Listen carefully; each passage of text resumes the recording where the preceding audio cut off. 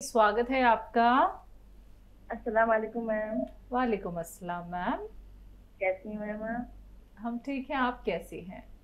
जी अल्हम्दुलिल्लाह। अस्सलाम वालेकुम हकीम साहब। वालेकुम सलाम। जीती रही। मैम मेरा एक ही सवाल है लेकिन थोड़ा सा लंबा है जी और बताइए। ध्यान से सुनिएगा, अगर कुछ समझ में ना आए तो पूछ लीजिएगा। बिल्कुल, आप लाइन पे रहिएगा। जी। जी। मेरी सिस्टर है, हम्म। 30+ है मतलब। तो उनको जो है तो ये 2020 में हाई बीपी की दिक्कत हो गई थी और डिप्रेशन की थी। तो 1 साल यही हाई बीपी और डिप्रेशन की दवा भी अंग्रेजी उन्होंने खाई। फिर भी उसके बाद उनका जो था उल्टियां बहुत हो रही, तो मतलब पूरा दिन ये पड़ी रहती थी, कुछ काम हम नहीं कर पाती थी, बस आंखें मतलब बंद किए, बस कमजोरी से पड़ी रहती थी। तो डॉक्टर ने और हार्ड दवाइयां चला दी। उस हार्ड दवाइयों से जो था उनके लीवर में दिक्कत हो गई, यूरिक एसिड बढ़ गया और जो है शुगर भी हो गई कुछ दवाओं के इन्फेक्शन से। फिर जब दूसरे डॉक्टर को दिखाया तो उन्होंने जब जांच कराई तो उन्होंने कहा ये दवाओं के इन्फेक्शन से मतलब ये चीज की दिक्कत हो गई है। तो उसमें अल्ट्रासाउंड वगैरह खैर सब चीज कराया और अल्लाह का शुक्र कुछ नहीं, बस ये था कि शुगर की दिक्कत हो गई थी और क्या बोलते हैं इनके लीवर पे दिक्कत हो गई थी। तो फिर जब दूसरे डॉक्टर को दिखाया तो उन्होंने फिर शुगर की दवा तो नहीं चलाई, उन्होंने कहा ये भी स्टार्ट है और अपने आप ठीक हो जाएगा। ठीक है। तो खैर उसकी कोई और बात नहीं, लेकिन जो इनकी ये दिक्कत है इनकी ये है कि फिर उसके बाद अभी हकीम साहब जो बोलने लग गए तो इनसे बात हुई हकीम साहब से। तो हकीम साहब ने डिप्रेशन के लिए जैसे नमक, जैतून, सोडा और क्या बोलते हैं धनिया वो बताया और उनके अच्छा नजला भी बना रहता है। तो ये साबुदाना का नुस्खा जो है वो ले रही है जनवरी से और फरवरी से ये नमक, जैतून और सोडा ले रही है धनिया के साथ।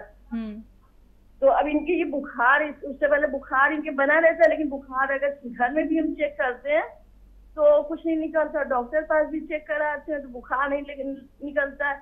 लेकिन इनको क्या होता है ये पता नहीं, डॉक्टर या हकीम समझ सकते हैं क्या वो दिक्कत। शरीर तपा रहता है। हाँ, शरीर गर्म भी नहीं रहता है, बस इनको लगता है नहीं गर्म नहीं रहता है, लेकिन इनको लगता है अंदर से कि है लेकिन निकलता नहीं है। जब थर्मामीटर में नापते हैं तो बुखार भी नहीं निकलता। अभी डॉक्टर से भी नपवाया तो भी कहते बुखार नहीं है।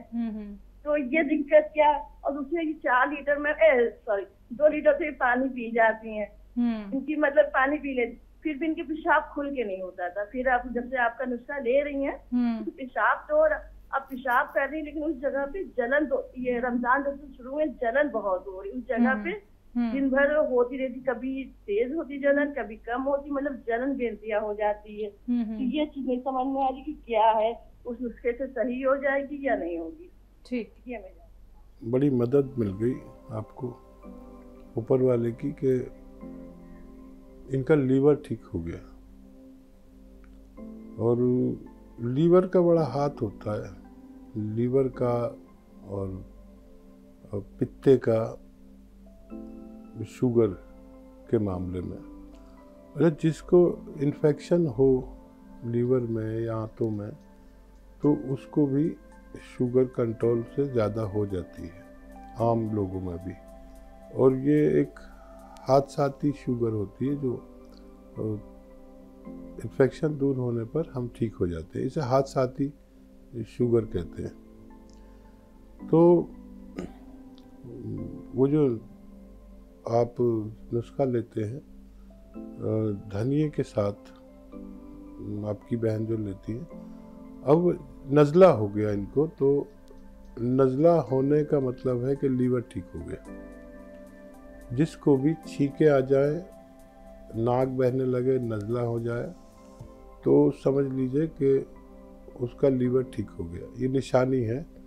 जब तक लीवर ख़राब रहता है, छींक नहीं आती, नज़ला नहीं होता, तो लीवर में कोई प्रॉब्लम हो तो ऐसी दवाएं दी जाती है कि उनको किसी तरह छींक आ जाए, और छींक आते ही किसी को जॉन्डिस हो फ़ौरन समझ लीजिए खत ठीक हो गया। तो अब उनको जो नुस्खा दें वो अलसी के पाउडर के साथ दें, नमक जैतून 1 चुटकी और 2 चुटकी कर दें अगर वो चाहे तो नमक जैतून 2 गिलास पानी में मिलाकर, और आधा या 1 चम्मच अलसी खाएं। तो जो प्रॉब्लम उनको है ख़ारिश वगैरह की, जलन की, तो वो भी जाती रहेगी और नज़ला भी इससे उनका कंट्रोल होगा और सेहत होने लगेगी। 1 टाइम या 2 टाइम ज़रूर ये नुस्खा दें। मुझे उम्मीद है कि आइंदा आने वाले वक्त में वो सेहतमंद ज़िंदगी गुजार सकते हैं, कमज़ोरी, नकाहत और बुखार से भी वो पाक हो सकते हैं।